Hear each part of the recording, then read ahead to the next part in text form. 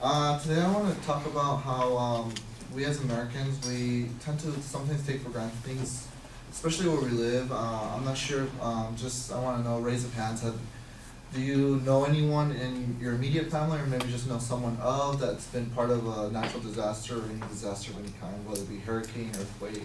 I think we all constitute earthquake here a little bit. But like for example, true story. Sometimes we just can't prepare for certain things. My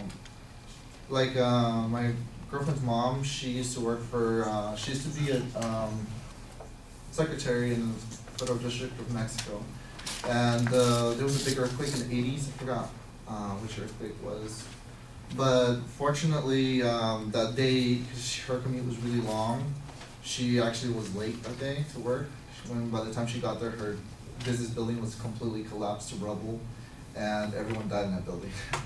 So things like that can happen any place. I want to give you an example of what another disaster that happened close to home here, and it was in 1906. This was actually the Great Earthquake in 1906. This is actually San Francisco, well, the remains of it, and as you can see, it's very destroyed. It looks like almost a bomb went through it. And these were actually provided by the United States Geological Survey. According to the earthquake, I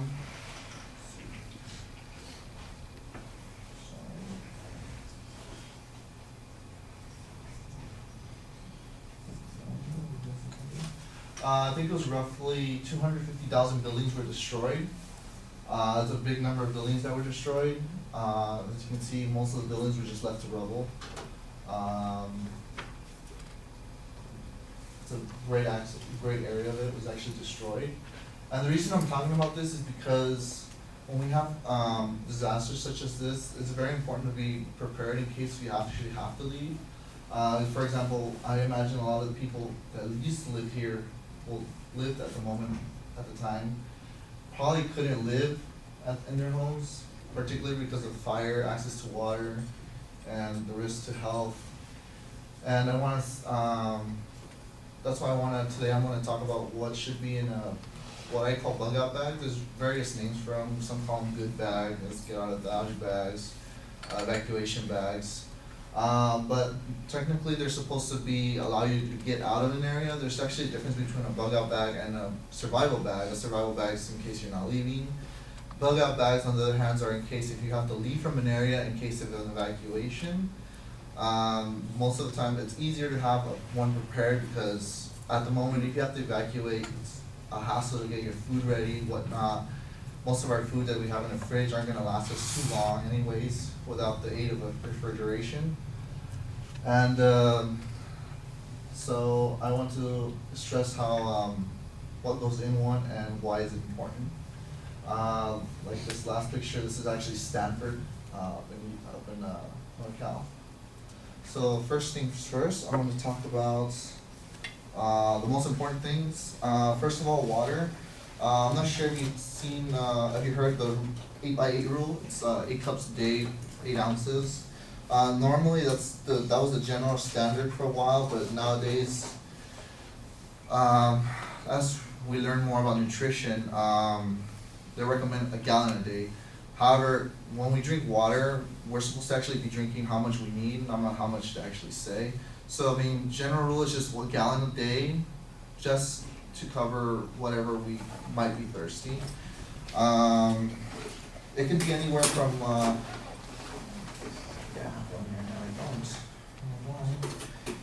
it can be anywhere from you can just get simple water bottles. Just make sure to store them, rotate them. I mean, they don't technically go bad, but they do get a little stale. So you're supposed to rotate them every so often, just so that you won't get stuck with water that tastes funny. Doesn't mean it's not bad, but over time, depending on where water's stored, they do tend to get a funny taste to it. So I'm not sure if you ever noticed that if you store water for a very long time and drink it, it tastes a little funny.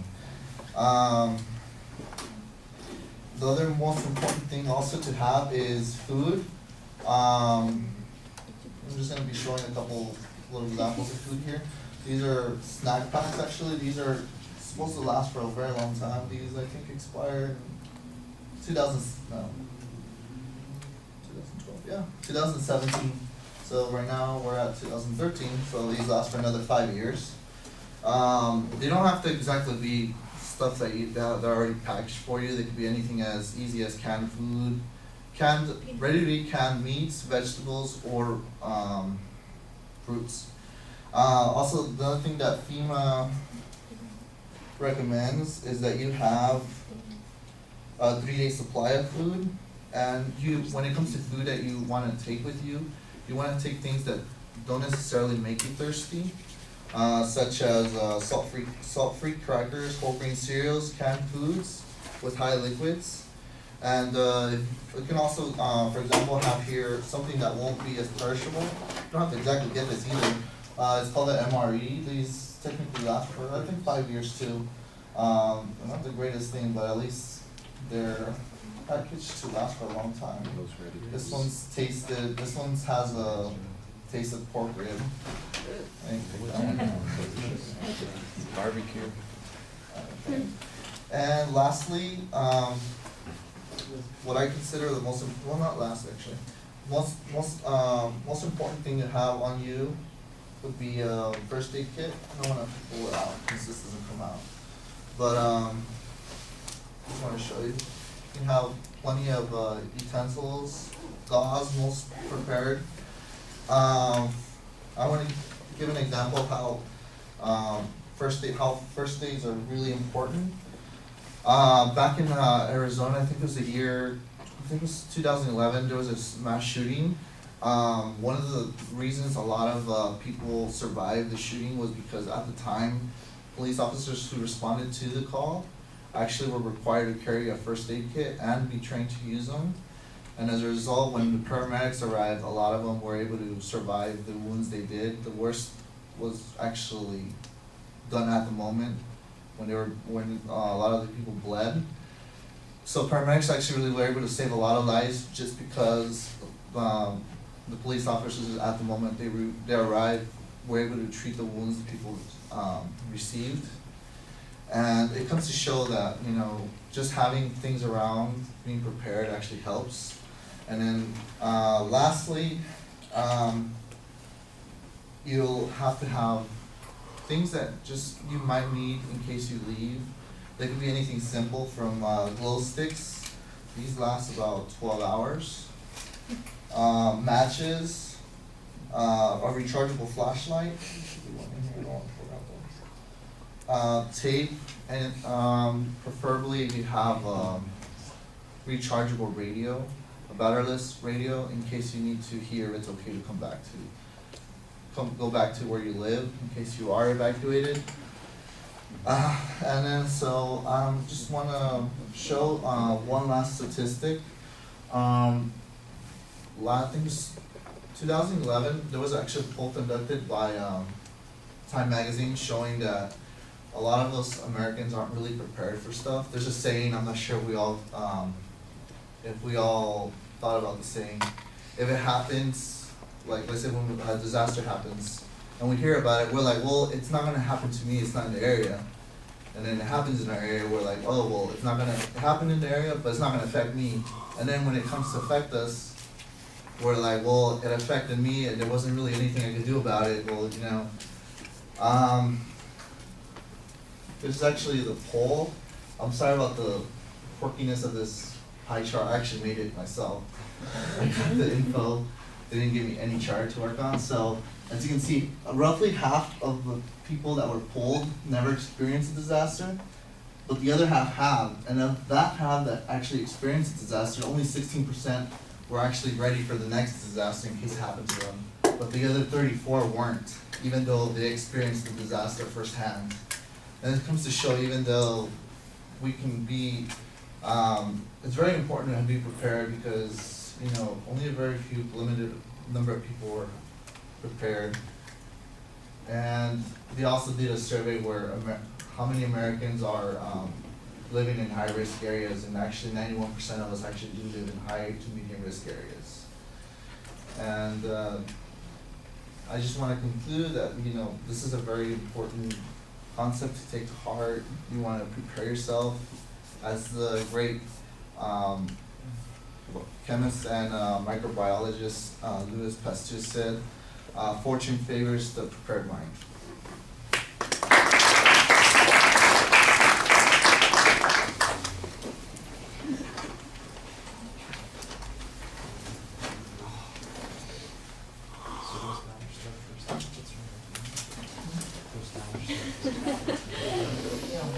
So Leo, what did you think? For his thesis, I felt like it was pretty cool how he shared the short story about his mother, how she went through an earthquake. And I liked how it was pretty clear that it was all about disasters because he went back in art history of the earthquake in San Fran. I feel like you were just looking at our side more, not really looking at that side.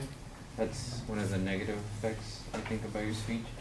The other one was you kind of kept pausing and looking at the table because that's where your note cards were.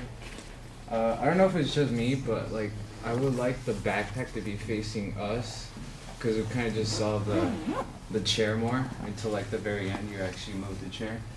I like the images because they were pretty big, and I like everything that you showed about the evacuation bag. Overall, I just feel your speech informed me how to survive a disaster. Okay. I think you need to go right to that story about your girlfriend's mom surviving the earthquake down there in Mexico. Use that as the attention device. The question, the survey, that just is distracting. It doesn't get us to the point. I didn't mind all of the slideshow information about the San Francisco earthquake. That's pretty dramatic, but you need to go through it quicker. It takes you 2.5 minutes to get to the actual goal for the speech. So you're, a third of the way into the speech before you're getting the goal, and it takes you 3.5 minutes to actually begin talking about what the purpose of the speech is. So that's a long time that you've got a lot of lead up that's going on there. I thought it was a good idea. I like the idea of you explaining the difference between a bug-out bag and what would otherwise be referred to as a survival kit. But while you're talking about it, it was not always clear why the things that you were referring to were necessary for bugging out or getting out of Dodge or whatever it was that the other terms were there. For instance, the water storage issue, you made reference to potentially a gallon a day. So if that's 3 days, that means for one person they should be carrying 3 gallons of water. And I'm going, okay, well, nothing that you've shown me looks like it would ever be able to carry 3 gallons of water. So how is this relevant to the bug out bag? It's about what your needs are, but not necessarily to the bug out bag that you're talking about. And maybe there are some emergency water supplies or maybe water bottles or something like that that would be more appropriate to talk about there because you got a little bit off of your topic on that. I think some of the other stuff, though, worked in a little bit better. I think you need to get in some research into the speech. There's some vague reference. I mean, like I said, on the water thing, that's a vague reference as to why the standard is a gallon a day. And where that comes from, it's not quite as clear as it should be. The information at the beginning of the speech seems to come from the U.S. Geological Survey, and that's fine, but everything else seems like it's just random information, and it's based on maybe personal experience. I think there are probably plenty of examples of people who wish that they'd had more food prepared or more water or were better prepared to bug out, and it seems like you've missed some opportunities to make it interesting by including those experiences. I think of all those people down in New Orleans, for instance, who were struggling for anything when they got stuck in town. They couldn't bug out. They're trapped in that particular situation. That's a little bit different, but they couldn't stay in their homes, so they had to be in an evacuation point. Wouldn't it have been an advantage for them to have some of the things that you're talking about and telling some of those stories, for instance? Or going back to, we heard a reference about the Salvation Army earlier today concerning Hurricane Sandy. Well, there's a recent example. You're talking about the earthquake 100 plus years ago, and mostly all those people died. I won't say they all died, but I mean clearly it was a mess. But how is that relating to what you're talking about? Your focus on this, emergency kit that you're going to be taking with you. There didn't really seem to be much of a structure. It sounded as I'm listening to it, well, it's about water, it's about food, it's about the first aid kit, it's about, you know, the glow sticks, the matches, the radio, the flashlight. It starts sounding like that checkoff list that we talked about that is not really going to be an interesting speech. I think, for instance, the water thing was the one that you did the best job on explaining what your need for water is, why it's important that you have it, how much you're supposed to have. But then, like I said, that was a little disconnected with the bug out nature of what you were talking about. The food thing comes next. Again, how do we tell how much we need to have? What are the most efficient ways of getting it for getting out of Dodge, like you said, as opposed to storing it at the house? When you're talking about leaving someplace, and I'm thinking about carrying cans of food, that sounds a little problematic. The MRE sounds like it would be a little bit more practical in this situation. Well, where do we get the MREs? How much are they? You told us how long they last, but it seems like the information is sort of randomized as you're getting into it. It's like, I've got the object here, I'm going to talk about it a little bit, but you haven't planned on what you're going to say on it, and I think you needed to plan that a little bit more.